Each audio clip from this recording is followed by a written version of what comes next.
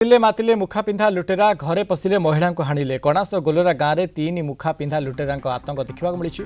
विलंबित राति घर लुटिने 3 लाख टंका और सुना गहना एकाश महिला हाथ को हाणिबा सह 8 वर्षर पुओ को हत्या धमक देले।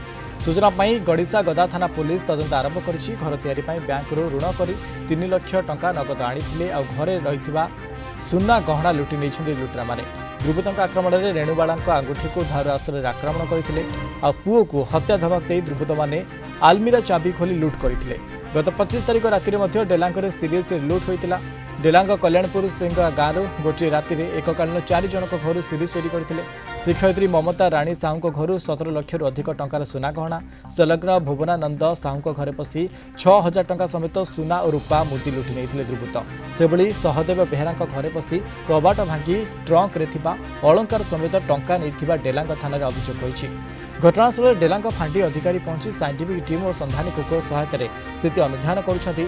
किंतु विभिन्न स्थान लगी सीसीटीवी को पुलिस अनुधान करने सहित विभिन्न स्थान लोकों को पचराउचरा करुछि।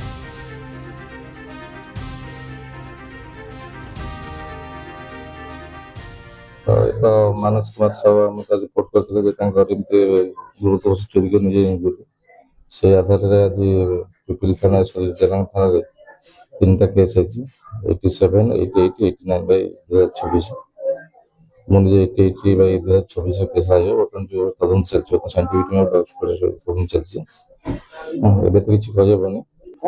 गतकाली राति रे हम 4 जन परिवार घर लक्षाधिक संपत्ति चोरी